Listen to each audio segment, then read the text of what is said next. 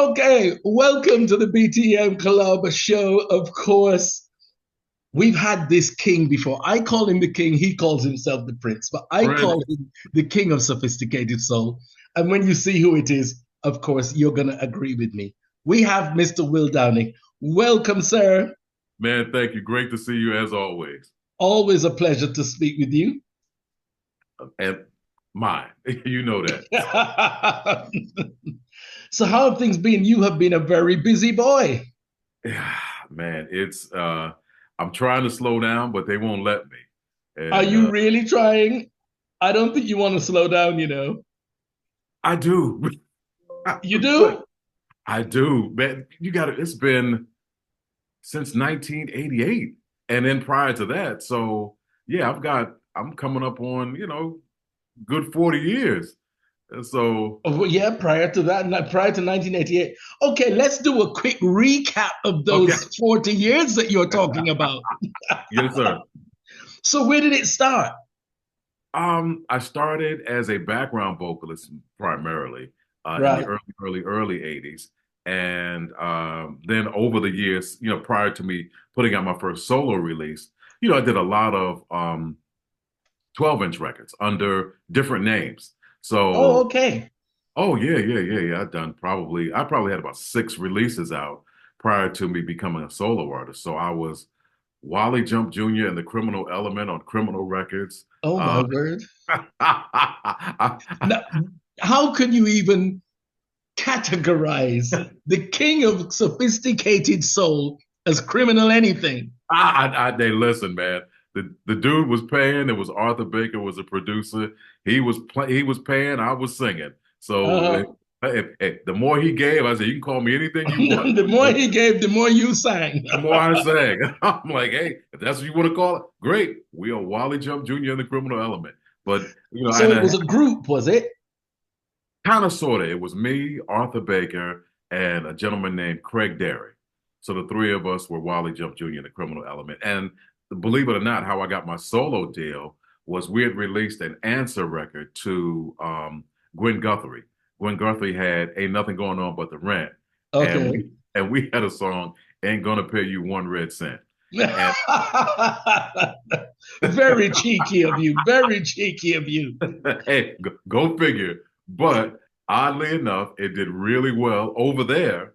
And yeah, it kind of parlayed into my solo deal. And, I think I signed in 86 or 87. And then we Right. released Your the very solo first deal was album. 86, was it? Well, yeah, I signed in 86. And I think we released the first record in 87, 88, somewhere around there. Right. So that's you as a solo artist. But I'm still interested in the ones that were recorded before you were a solo artist. So we've had Okay. the whole criminal thing going on. Right. Well, yeah, maybe we should rephrase that.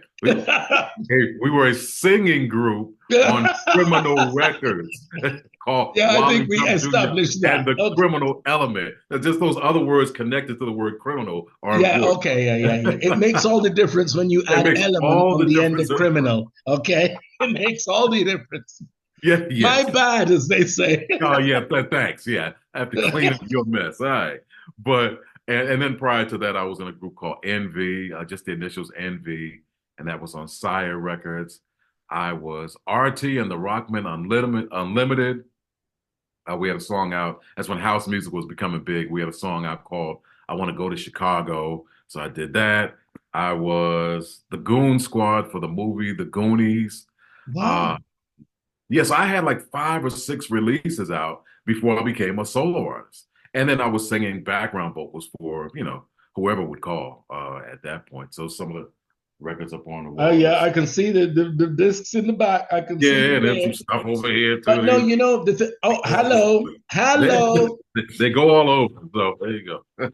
I'm dropping Yeah, stuff. but I think this is what is so important, and that's why I've made it my quest to get these stories from you guys, because I think these stories need to be told, Oh and yeah. a lot of them will go bypassed. They won't Right. be told, Right. you Right. know, and I think it's really inspirational when we speak to you guys that people see that the journey doesn't happen overnight. Oh There's a no. whole load that goes on before you see a solo artist out Oh there. yeah. Oh yeah, yeah, yeah. People don't know the backstory. The people think that artists come out of nowhere, and that's Exactly. never the that's never the story. So I mean, like I was a background vocalist for anybody and everybody that would call, Yeah. and until it was my turn to become a solo artist, and then you kind of jumpstart other people's careers. So that's Yeah. just the cycle and the circle of life. And then we got the solo deal, which was 86, did you say? I signed in '86, and I think we released in '88. So that was with A Love Supreme and Free Right. and In My Dreams and songs like that. So But I remember the last time you spoke with me, you said that you had to draw the line and say, you know what, all this, however many beats per minute, can we just slow it down? oh yes, just a little bit. I go back and I listen to those records like there was all the bigger hits that I had back then were about 120 beats per minute. So it was just boom, boom, boom, and I'm running around and I'm like, can't do that. Yeah, yeah. But you wanted to put draw a line under that, shall we say? Is it because you really wanted to showcase your voice properly, or you just wanted to sing a different genre? Well, I think that when you first start your career out, especially back then in the 80s, it was very radio driven. So it was kind of like, okay, well, what's hitting on the radio? Let's find something similar to that, and so we can compete. And if it hits, then we'll follow it up with something else that's similar to it. And I Right. think that I changed as an artist, which is one. I mean, obviously, there's more to me than a dance beat, Yeah. and so they kind of gave me artistic freedom to say what I wanted to say in my way. So that kind of played a big role in it. And then things changed, as things always do. Um, that 120 beat, 118 beat per minute thing sort of slowed down a little bit, and R&B started playing, or more classic R&B started playing a bigger role. And that sort of parlayed me into going into that direction as well. So you put those things together, it's like, all right, you just change with the times. And fortunately, over the years, I've always had something that resonated with the public at large, globally and domestically, that people kind of, dug and wanted me to do more of. And then that kind of slowed down the beat a little bit, and certain hits became hits or songs became hits. And, it kind of makes you who you are as an artist. So would you say secretly, even when you were doing the 120 beats per minute, the criminal stuff, go ahead, yeah. down in when you were a criminal, okay. Was there something really deep down inside of you going, you know what, I want to, this isn't really what I want? Or were you happy to do that at the time? Oh no, I was ecstatic to do it at the time. Right. And Okay. and it's not either or. It's not, one or the other. It's not, black and or white. I mean, that was part of who I was at the time. And part of who I am. And then there's other aspects to who I am as an artist because, as well. Sometimes people do things in their career that they think, well, yeah, I need to do this at this time, but I'm not necessarily feeling it. But, it is, I'm doing it because this is where I am at the moment, but I'm really working towards doing what I really want to do. So sometimes that does happen. So you're very lucky to have been in the moment that you wanted to be in all the way through. Listen, man, I've been very lucky my whole career. I mean, I've known and know a lot of people a whole hell of a lot more talented than I am that have had opportunities and not necessarily blew it, but maybe just things didn't happen for them. Yeah. And for some reason or another, over the last, 4 decades, I've sustained a career. And I've seen like some of the key things that have happened in my life that said, okay, go in this direction.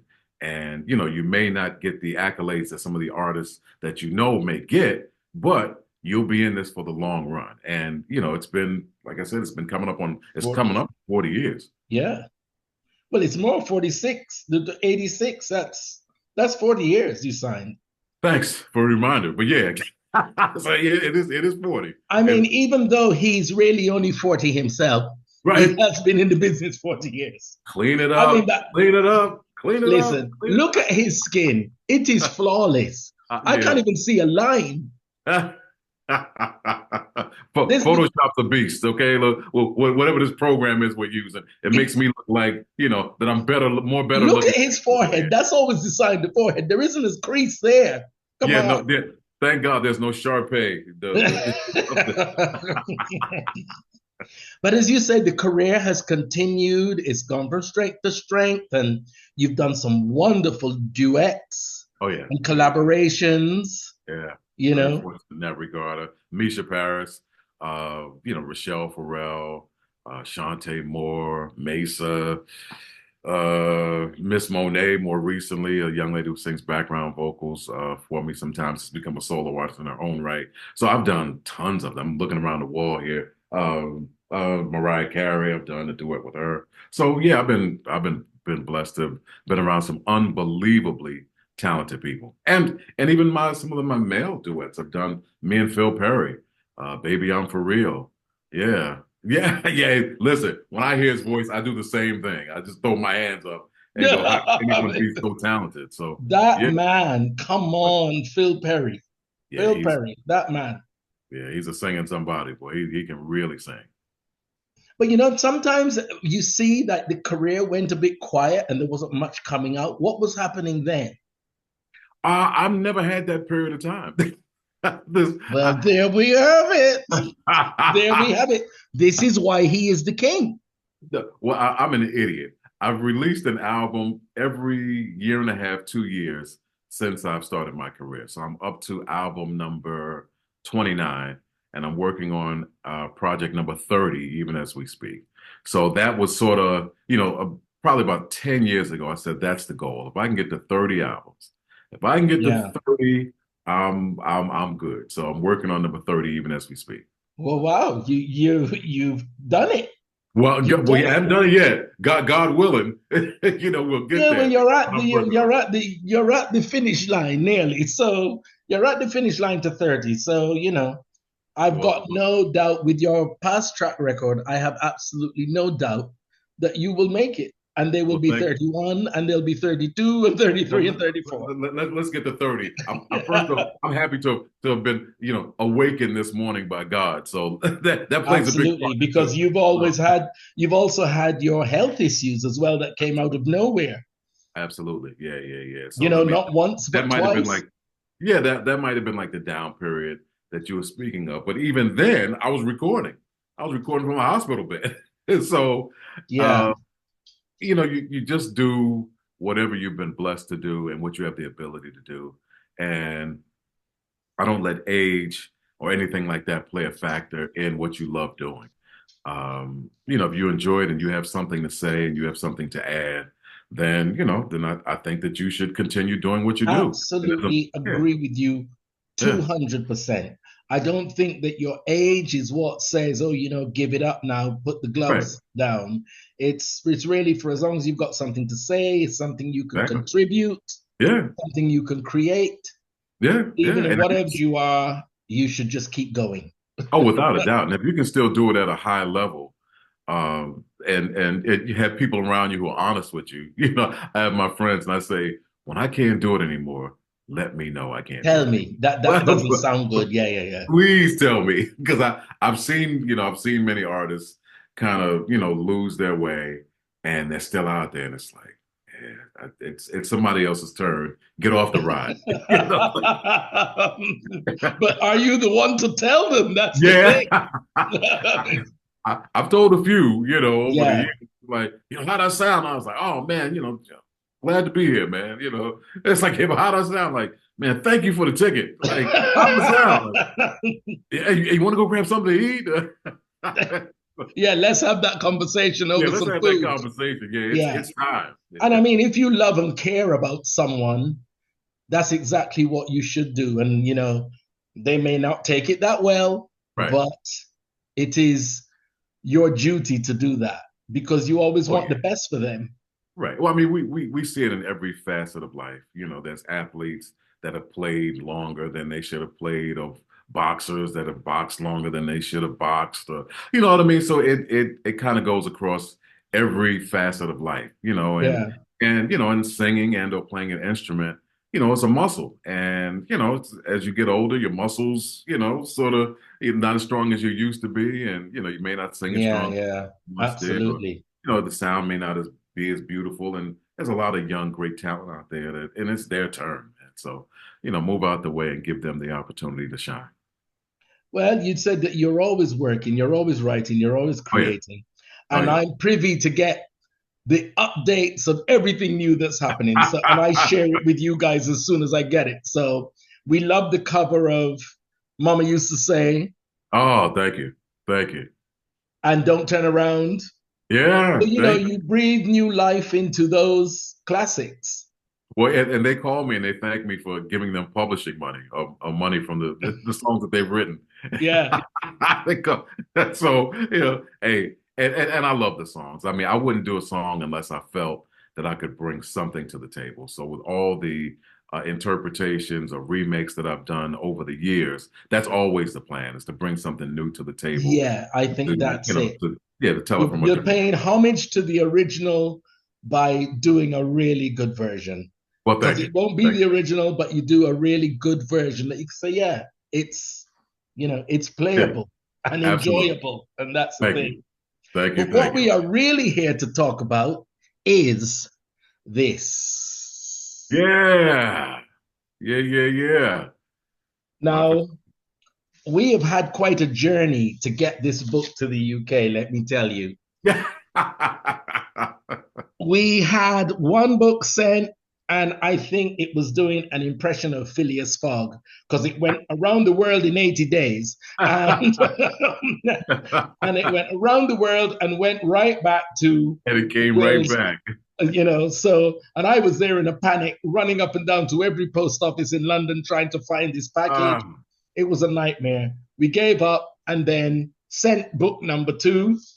And as I said, here it is.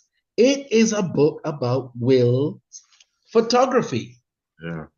And on the cover, you can see the wonderful Frida Payne, Oh, yeah, yeah, yeah. Beautiful. as in Beautiful. Band of Gold, Frida Payne. Absolutely. Yeah. And looking through, I have to say, phenomenal. Tell me about the photography journey. Well, the photography journey started in 1991, 92. Okay. And I was working with a photographer who had done quite a few photo shoots with me and some album covers and some videos. And we felt comfortable with each other to the point where, we call ourselves friends. And, we still are to this day. And Right. they showed me, this is the days before digital. So when you would do a photo shoot, they would take a Polaroid of, the potential, cover or whatever Of it is what the shoot was going to be. the Yeah. shoot was going to be. And they showed, I felt so comfortable. They showed me the Polaroid and I'm looking at it and I started critiquing the Polaroid. And I guess I had gone too far with my critique. I was like, yeah, my hair, and that's when I had hair. Your hair is doing this, and my shirt is da da da. And then why is it so dark on this side and so bright on this side and da da? And they were like, then they got upset. And they were like, well, if you don't like what I'm doing, take your own damn picture. And, it was said in jest, but I took it to heart back then. And so I said, well, you know what? Maybe I will. And I didn't say it out loud. I just Yeah. said to myself, I was like, maybe I'll take, I've seen her do this a bunch of times. How hard can it be? Okay. You So answered your own question with those eyes just now. I went out and I purchased the camera, not an expensive one, and a lens, and I bought all of this film, like as much film as I could afford to buy at the time. And I started shooting. And I Right. was photographing everything. I was photographing the kids. I was photographing flowers. I was photographing Bill. I was photographing everything. Right. And then you'd send the film in and you get your film back and get the pictures back. And they were terrible. They were beyond terrible, because the first thing that you do if you're going to become a photographer is first off, take it off automatic or whatever the automatic setting on the camera and put it on manual. And that's how you really learn. So I'm thinking I'm doing all the right stuff from these little books I read and they gave me, and I'm thinking I'm killing them. And I turned that film and I got it back, and I was like, oh my God, this is bad. So after trying over and over and over again, I finally broke down and I went back to the person that I kind of insulted, The person that he originally. abused. Yeah, right. There we go. Yeah, good word. And so I went back and I was like, hey, I apologize, and I explained the situation. I said, hey, can you help a brother out? And they gave me a few lessons, and that's how it started. And the one thing that I have access to being an artist is other artists. So I was doing a bunch of shows, so I would always bring my camera with me to every show. And whether I was opening up the show and or closing the show, in between me going on or they coming off, I would sit on the side of the stage with my camera and I'd shoot.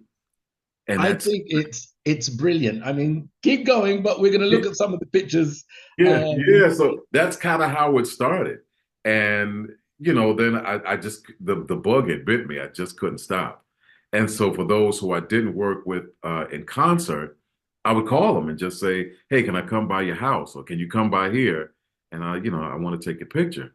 And so like people like Jill Scott, But this is before you had the idea of making it into a book. This was oh just yeah, right. yeah. I mean, that was I don't know if that was ever really the intent. I was just doing it, because I loved it so much. Loved it. Yeah. And not to mention, this is my second book. So I had one out in 2005 as Right. well, titled Unveiled. So, it's just always been a love of mine. I think that every artist or every person should have something that they do that kind of is different from what they do on a daily basis to give them some balance in life and to bring them joy and pleasure. So that's Yeah. what Because that is kind of the unwinding, the nurturing of your own soul and spirit when you're doing right, things that are not hardship, that are joy and right, doesn't feel like work. right, And right. you're actually looking forward to doing it. Oh That's yeah, you oh know yeah. Yeah, now when you come by here, by our house, uh, you know, I've got a whole room dedicated to photography, and Audrey is a makeup artist as well as a singer, so she'll do the makeup for the shoot, and I'll do the photography. So we we'll like tag. get to my Audrey in a minute. We'll Okay, get to all my right. Audrey in a minute. So Okay. I'll take that back. Hold on. Yeah, take it back. That's right. We'll get to my Audrey in a minute. But let's get on to the book because really and truly, some beautiful, beautiful images here. I'm just going to give you guys some snapshots. Whose hand is that? Yours. That's Eric Roberson. Eric Robertson. What Yeah. a lovely guy he is. Oh yeah, What yeah. He's a the best. lovely, lovely spirit and energy he is. Yeah. He came to the BTM Club as well. So I was honored to have him. And look, there's Kim. Brother Kim. Yeah. Yeah. Yep. So yeah, I met Kim, and if in the book, for those who don't know, don't have their copy yet, I tell like little short stories as to how I met each artist that's being featured in the book. So with Kim, I met Kim in Detroit. I can't remember what year it was, but he was opening up for me and on Yes, this I show. saw that. I read that. Yeah. Yeah. So it was, and his percussionist had asked me like, hey man, so what do you think about him? And I don't even know why I said it, but I said that dude's a star. And he was like, man, you serious? I said, yeah. And then he developed years, obviously as time went on, into who Definitely. he became. And as far as him opening up for me, it flip flop. I was like, I was like, hey, I ended up opening up for him a bunch of times. So, and we worked together off and on, and have been over the years for for many, many, many years. So yeah, he's a great guy. We actually talked, I think yesterday. So Yeah, he's he I'm a definitely really good is. friend. Oh yeah, Very special, very individual, I would say Kem is. He's yeah. not a regular Right, artist. He's right, quite separate from right. most things, I find. I love his Well, sound. yeah. I mean, but that's kind of made his career his career. You know what I Very mean? Like, individual. yeah, he's definitely not following the pack. He's doing Yeah, his own thing, his way. He's got his own lane, and it works for him. So, God bless him. brilliant. Congratulations. Now, this is one of my favorite female artists, Who you got? Miss Stephanie Mills. I love that you call her. I love that you call her Dynamite. Little Yeah, I Dynamite. call him Little Dynamite. Yeah, Stephanie probably comes up to her head probably hits like the bottom of my chest. She's not very big. I'm sorry, hold on. Of course, someone would call. Of course, you call while I'm doing an interview. I'll call you back. All right, there we go. Bees like that sometimes. Yeah. Yeah, Stephanie is very small, but she's got that huge voice. And so I call her Little Dynamite because when she gets on the stage, she always tears the place up. She blows the place up everywhere she goes. So I call her Little Dynamite. She's always, yeah, she's one of my favorites for Oh sure. yeah. Oh yeah, yeah. And then we've got Jeffrey Osborne. Uh-huh. Yeah. I call him the Jeffrey is probably 70, 77, 78, maybe. Yeah, he must be. But he's like Jeffrey and I work together all the time. I'm working with him next week, to be honest with you. I don't know when this is going to air, but we work together all the time. So every time I think I have a good show or a great show, he kicks my ass. I mean, and he's still looking good, and he still sounds good. He sounds like he did back in the 70s when he was with LTD. So he's 70 something, and he sounds like he exactly like he did in the 70s. So I call him 70. Yeah. Brilliant. And but I mean, all of these people, I love that, some of them you're on the side of the stage. You can see those that you're taking on the side of the stage. And as you said, then there are others like Bill Withers' story is hilarious. Oh, yeah. I love that. I love that story. Pray tell the story of Bill Withers. Okay. All right. So Bill Withers, I met through a gentleman who is a mutual friend, right? I was in New York and I told my friend, I said, hey, man, I'm flying out to LA. I'm going to be photographing these artists. I think I was doing it for I forgot what magazine I was shooting for, but it was like a musician. It was a magazine where they're doing a feature on musicians, and I got hired to shoot it. So I'm going out there and I'm shooting like Marcus Miller and, just a bunch of folks. Right. Yeah, so like Jeff Lorber, it was a bunch of folks. And Bill Withers was on their list of people that they wanted. Now, I didn't know Bill, so I just knew a friend, a mutual friend that we both had. So I called my mutual friend and I said, hey, man, I'm trying to, photograph Bill Withers. Man, he won't pick up my calls. Like I've been trying to reach him. My people have been trying to reach him, nothing. He says, okay, I'm going to call him and I'm going to tell him that you're reaching out to him. And he says, when you meet him, I'm going to tell you a funny story about, Bill Withers and they're really good friends and a situation that they were in. And I'll tell you the story now, just very quickly. Bill Withers was in New York doing a commercial for, for, I don't know, maybe like a coffee company or something like that. Right. When you do jingles, as they're more known as, and I used to do a lot of them as well, when you go into the room to do these jingles, like they want you to move fast, they want you flying, they want you to be on point, and then normally the people that have written the words for the jingle are in the room while you're singing. They're in the control room. No pressure then. Oh, yeah, exactly. No pressure. That's pressure there, right? And each person that had something to do with the jingle, they may have written one or two words. They want you to accentuate their word.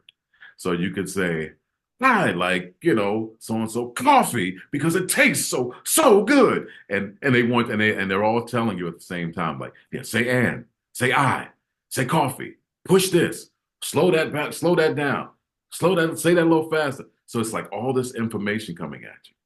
So Bill, I guess, was doing this commercial and he was singing it the way Bill Withers would sing it. And then they started hitting him with this stuff like, Bill, that's nice, but can you say a little bit more enunciated?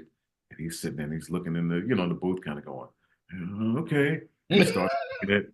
And then they say, oh no, okay. And on this one, I want you to say, Barry. I want you to say Barry, like really loud. And, so it's like all this stuff is coming at you. And he said, Bill was in the booth and then Bill starts sweating. And he's listening to the people in the room telling them what to do. And as they're doing it, and he had to keep doing it over and over again. He said it felt like the key of the song kept getting higher and higher. and he wouldn't be able to hit the notes. And then they kept asking him to do stuff. He said it felt like the room was getting smaller and smaller. And he's sitting there, he's sweating in the room, and then telling him to do stuff, and he's looking around. And it was like, okay, you know what, guys, I got to go to the bathroom. And he gets up and he goes to the bathroom, and he never comes back. I was going to say, I could bet he never came back. He just went. So he goes back to his hotel, and he's like, you know, man, I'm done with this nonsense. Basically, like, don't they know who I am? And I don't need this commercial. I don't need it. And so our mutual friend calls him, and he comes back, and then they do the commercial together with minus the ad people, and they get it done. So he told me to tell this story to Bill when I talked to him. To loosen him up. Yeah, just to kind of loosen him up. So I call him, and he finally kind of agrees to do this, the shoot, but he ain't in a good mood when I get there. So he's like, and he really don't know me. So he's like, you got 15 minutes. All right. That's it. He's at his office. It was in LA on like Sunset Boulevard.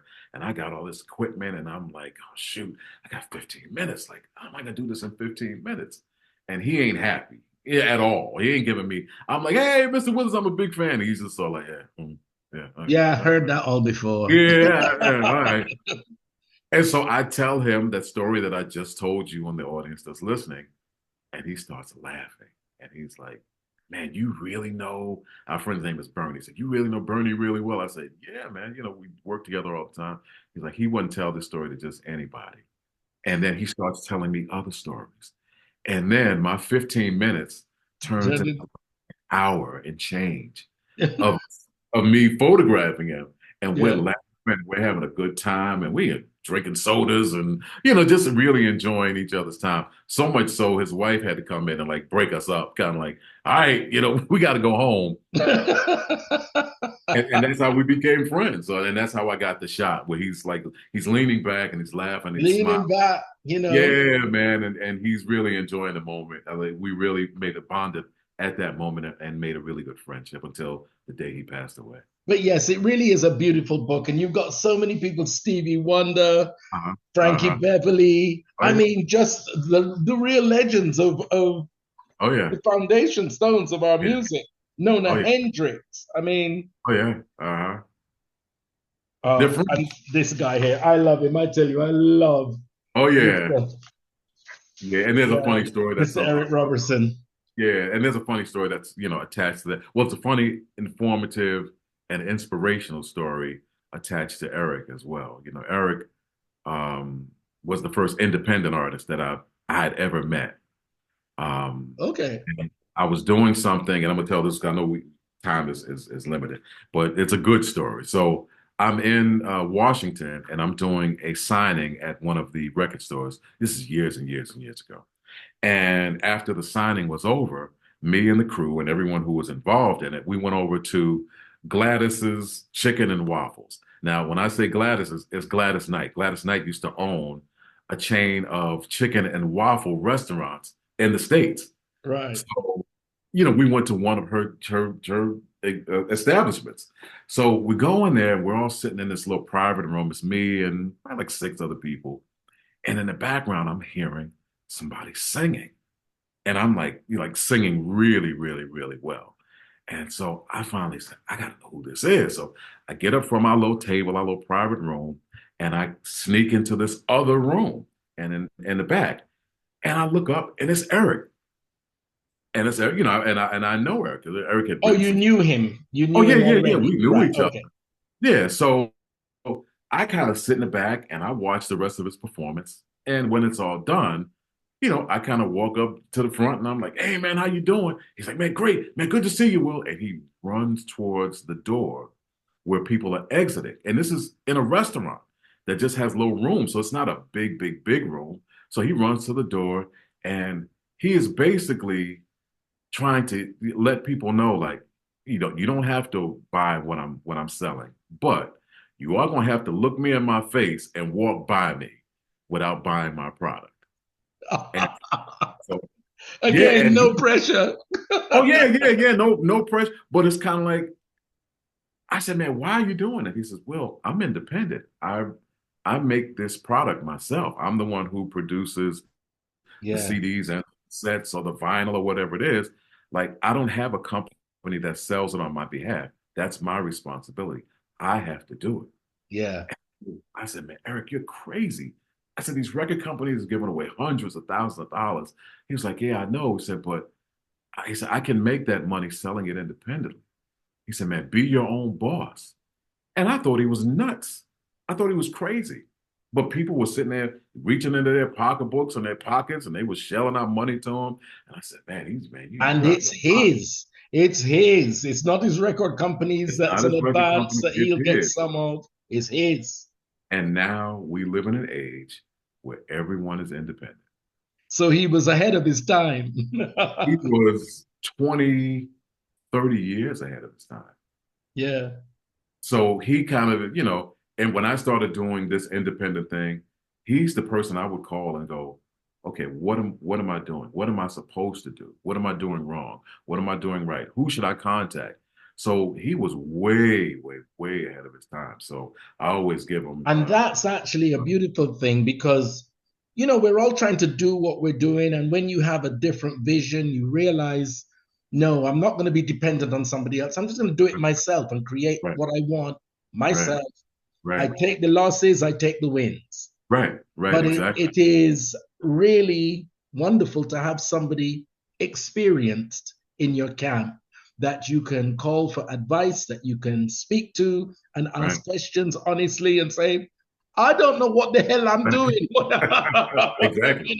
What do I do? Yeah. It makes all the difference. All the difference in the world, man. It's a great inspiration. And not to mention, he's one of the nicest people that you will ever meet. Lovely energy, lovely spirit.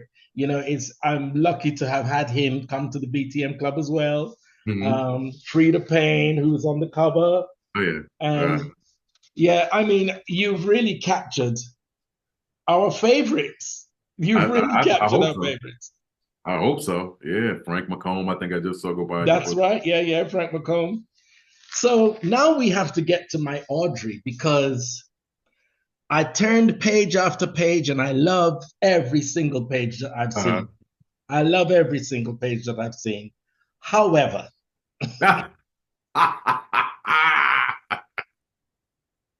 do I need to verbalize this? No, I'm not the brightest guy in the world, but I know where you're going. Okay. It's a wonderful book. It's a beautiful hardback book, coffee table book. And that's what we are here to promote. And I turned page after page after page, and I thought, he's saving her till the last. He's saving. I'm gonna turn my page and see this Trini Queen on the last page, and it's like, okay, maybe not. I was mad at her that day, so she didn't make the book. No, she didn't make the cut. She didn't make the cut. You're like, oh really? Oh yeah. Oh, forget me. Forget you. Exactly. Well, I was going to put it in, but I told the publishers to take that page out. No, it's absolutely wonderful, and wishing you all the best with it. So you please tell us, where can we get this book? Because we need to get some sales in Europe. We know you're killing it in the US, but we need to get some European sales. We need to support our boy. So you tell us where we can get it. Well, the first, I'm gonna address the very first question that you asked, and then I'll get to that one immediately. So I'm working on another one. So there are two other books in the work. There's a Still Sounds Part 2 that I'm working on, and then I'm working on a book that is more artistic. So I shoot fashion stuff as well. So you will see your girl in one of the next two books. For sure. And I've already shot it already, so it looks amazing. So you can guarantee I'm gonna see my girl in that, but right, okay. Guaranteed. Okay.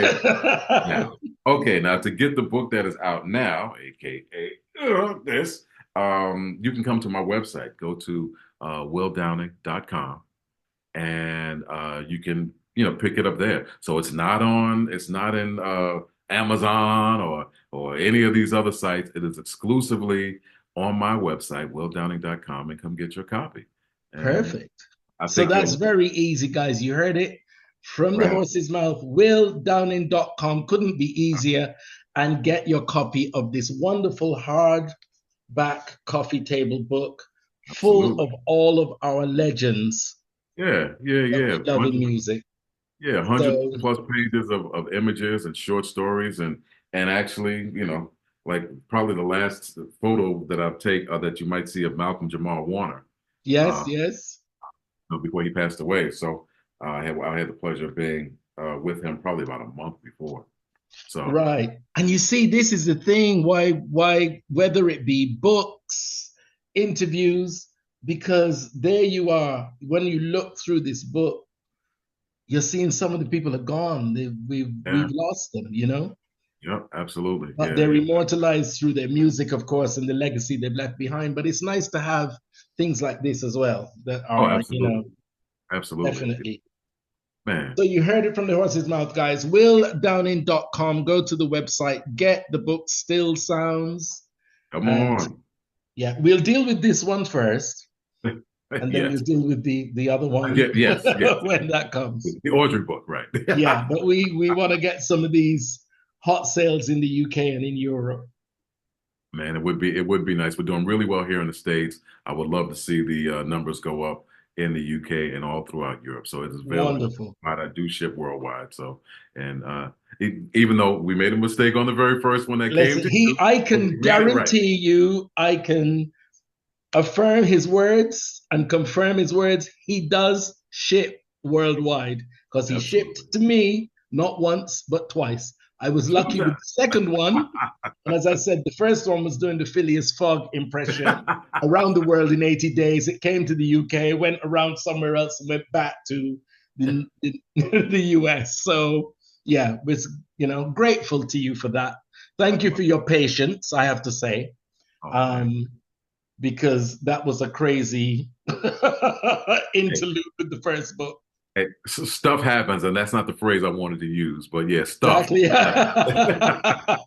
Yeah, don't use the phrase you want. I won't use the other one, yeah. But yes, now, just to let you all know, this is Welch's grape juice. Oh, this is not red wine. Okay, it is not red wine. I wasn't criticizing, but for those who watch the show, hey, keep it straight, let them know. Yeah, I know I seem a little jovial, but that is my natural personality. It's not the red wine. Okay? Absolutely. Welch's grape juice. Will, always a pleasure. Wishing you all the best with the new project. And just keep keeping on, keep shining the light, and remain the king of sophisticated soul. My word counts, the king. Okay. Your word he says he's the prince, but I say the king. Thank you very much, sir. I'm going to take it. I'm going to run with that. You run with it. Take care. Thanks, all the best. Always a pleasure. Appreciate you, sir. I appreciate you. Take care.